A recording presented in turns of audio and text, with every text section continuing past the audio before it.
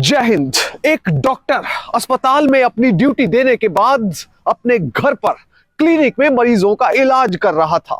देर रात एक व्यक्ति का कॉल आता है। वो कहता है कि डॉक्टर साहब तबीयत ज्यादा खराब है, इसलिए डॉक्टर साहब खास तौर पर इस मरीज को देखने के लिए रात के 10:30 बजे अपने क्लिनिक पर पहुंचे हैं।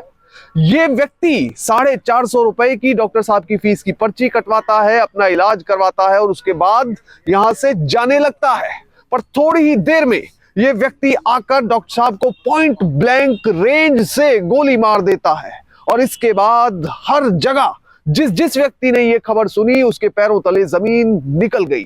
इस पूरे केस के बारे में बात करेंगे, पर सबसे पहले आपसे अपील कि आप बड़ी संख्या में हमारे वीडियोस को देख रहे हैं पर चैनल सब्सक्राइब नहीं कर रहे।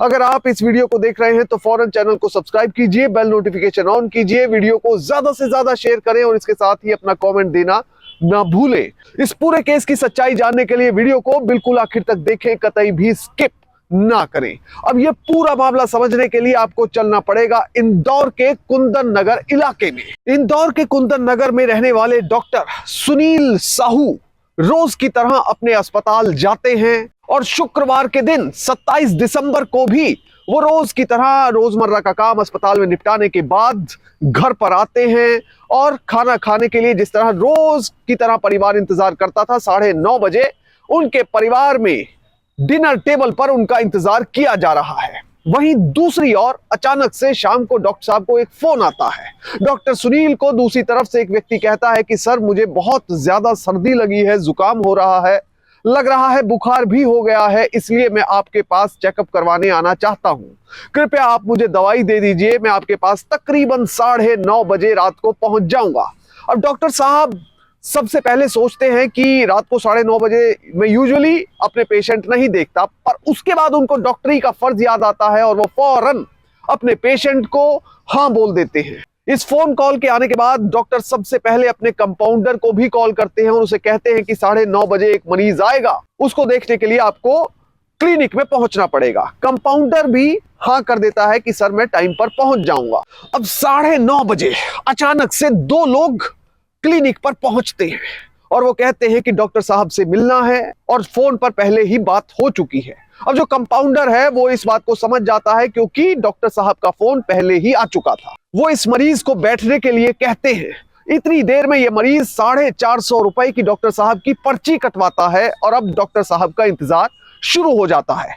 इस बीच तकरीबन 3 से 4 और मरीज आकर हॉस्पिटल में यानी क्लिनिक में बैठ जाते हैं। वहीं दूसरी तरफ वार्ड बॉय भी वहां पर मौजूद था और एक ऑर्डिनरी जैसे दिन में डॉक्टर साहब क्लिनिक पर अपना काम करते हैं उसी तरह से रात के तकरीबन 9:30 बजे क्लिनिक पर हलचल देखी जा सकती थी। अब डॉक्टर साहब समय पर क्लिनिक नहीं पहुंच पाते क्योंकि उन्हें अस्पताल में काम ज्यादा था। शुक्रवार की रात को वो तकरीबन 9:30 बजे अपने क्लिनिक पर पहुंचते हैं, पर जो मरीज उनसे अपना इलाज करवाने के लिए आया हुआ था वो 1 घंटा डॉक्टर साहब का इंतजार करता है। पर्ची पहले कटवा चुका था। डॉक्टर साहब के आने के बाद सीधा उनके कमरे में जाता है और अपनी प्रॉब्लम बताता है, उसके बाद दवाई लेता है। डॉक्टर साहब का शुक्रिया अदा करने के बाद वो वहां से निकल जाता है। डॉक्टर के क्लिनिक से निकलने के कुछ देर बाद अचानक से वही पेशेंट फिर से डॉक्टर साहब के पास आता है।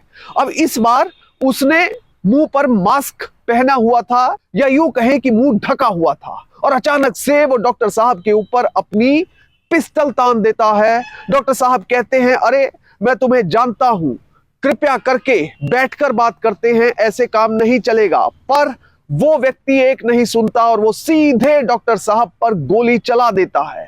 पॉइंट ब्लैंक रेंज से चलाई गई गोली चलने की वजह से डॉक्टर साहब की मौत हो जाती है। अब घर में डिनर टेबल पर डॉक्टर साहब का इंतजार हो रहा था। जैसे ही गोली चलने की आवाज आई और ये आवाज सुनकर क्लिनिक के सभी कर्मचारी और वहां मौजूद बाकी के पेशेंट डॉक्टर साहब को बचाने के लिए दौड़े, तब तक ये सभी लोग जो हमलावर थे वो वहां से निकल चुके थे। अब घर पर पत्नी को, उनके माता पिता को और पूरे परिवार को जैसे ही ये जानकारी मिलती है, परिवार सदमे में चला जाता है। अब जैसे ही ये घटना होती है उसके बाद पुलिस मौके पर पहुंचती है, अपनी जांच शुरू करती है, एक एक व्यक्ति से पूछताछ शुरू की जाती है। अब शुरुआत में तो कुछ पता ही नहीं चलता कि आखिर ये सब कुछ किया किसने है। अब सबसे पहले पुलिस का ध्यान जाता है डॉक्टर साहब को आई हुई लास्ट इनकमिंग कॉल पर। यह लास्ट इनकमिंग कॉल उसी पेशेंट की आई थी जो डॉक्टर साहब को दिखाने आया था और बाद में गोली मारकर चला गया। जब इस कॉल करने वाले नंबर पर कॉल की गई और पता किया गया तो पता चला कि ये तो एक मजदूर का नंबर है जिसका नाम तिवारी करके कुछ है। अब पुलिस भी चौंक गई। अब जब पुलिस ने जाकर इस मजदूर से पूछा तो उसने बताया कि सर मैं तो दरअसल एक चाय वाले के पास खड़ा था, तभी अचानक दो मजबूर लोग आए। उन्होंने कहा कि हमारे पास फोन नहीं है, डॉक्टर को कॉल करनी है। मैंने अपना फोन दे दिया, उन्होंने मेरे फोन से कॉल कर लिया और उसके बाद ना मैं उन्हें जानता हूं ना वो मुझे जानते हैं। अब पुलिस और ज्यादा सख्ते में आ गई।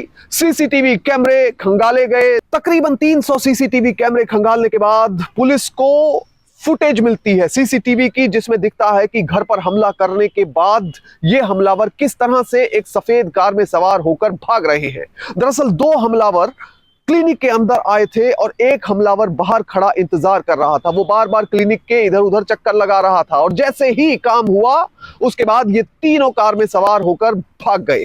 अब इन तीनों की तलाश शुरू हुई। इस बीच जो डॉक्टर साहब की पत्नी थी उन पर भी पुलिस को कुछ शक हुआ और उनसे पूछताछ शुरू की। रिपोर्टेड फैक्ट्स पर अगर यकीन किया जाए तो पुलिस की पूछताछ में उनकी पत्नी ने कई तरह के खुलासे किए।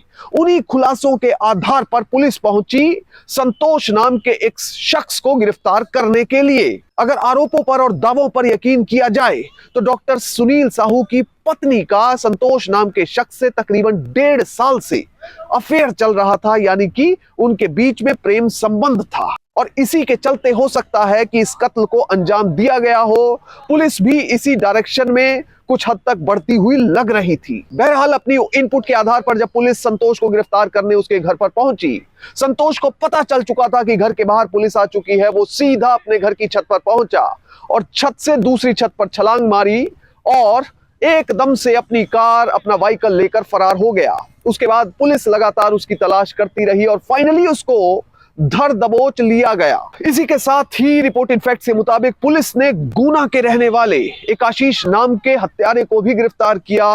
पुलिस ने जैसे ये केस हुआ उसके कुछ समय बाद सभी आरोपियों की गिरफ्तारी के लिए 5-5 लाख रुपए का इनाम घोषित किया। पुलिस ने कहा कि जो भी व्यक्ति इनकी गिरफ्तारी में मदद करेगा उसे 5 लाख रुपए का इनाम दिया जाएगा। बहरहाल इस पूरे मामले में डॉक्टर का कत्ल हो गया। पत्नी पर लोगों ने शक जताया और मामले की जांच लगातार जारी है।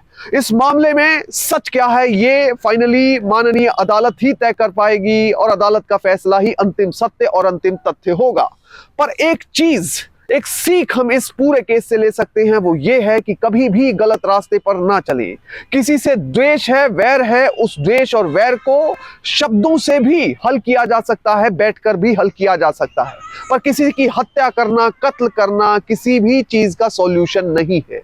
इसलिए हमेशा नैतिकता और ईमानदारी से अपना काम करें और इस प्रकार की अनैतिक गतिविधियों से बचें। जय हिंद।